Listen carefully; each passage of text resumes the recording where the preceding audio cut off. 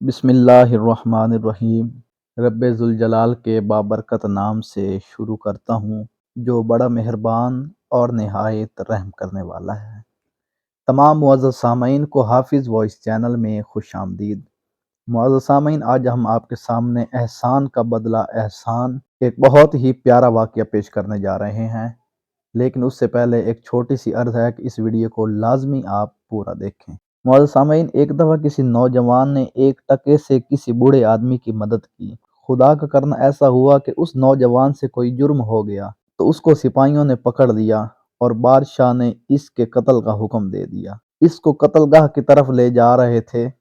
لوگ چھتوں اور گلی بازاروں میں کھڑے ہو کر تماشا دیکھ رہے تھے۔ اچانک اس بوڑھے کی نظر پڑ گئی تو اس بوڑھے کو وہ نیکی یاد آ گئی اور پریشان ہو گیا۔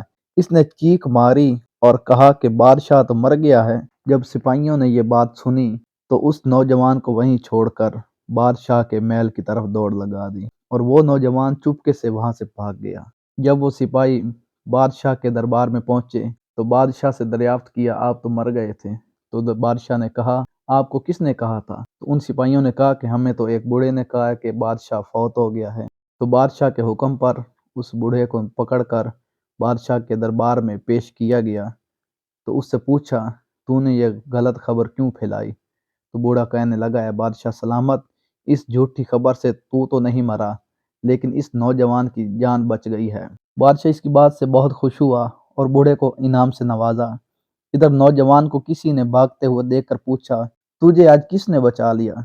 تو اس نوجوان نے جواب دیا، اس ٹکے نے جس سے میں نے اس بوڑھے کی مدد کی تھی۔ تو ناظرین، ہمیں سبق یہ ملتا ہے کہ مٹی میں بیج اس لیے پھینکتے ہیں تاکہ بھوک کے دنوں میں کام آئے۔ ایک ٹکے سے نوجوان کی جان بچ گئی۔ حدیث میں آتا ہے کہ صدقہ بلا کو ٹال دیتا ہے۔ قرآن مجید میں ارشاد ہے، حل جزاء الاحسان الا الاحسان، یعنی نیکی کا بدلہ نیکی ہے۔ اور شیخ سعدی فرماتے ہیں، اس حقیقت کو ہر بندہ نہیں پہچانتا جیسے شب قدر کی قدر ہر کوئی نہیں جانتا۔ یعنی اگر لوگ تیری قدر نہیں جانتے تو کوئی غم نہ کر، کیونکہ لوگ تو شب قدر کی بھی قدر نہیں کرتے۔ سامعین، اگر آپ کو یہ ویڈیو اچھی لگی ہو تو اس ویڈیو کو لازمی لائک اور شیئر کیجیے گا۔ اللہ رب العزت آپ کا حامی اور ناصر ہو۔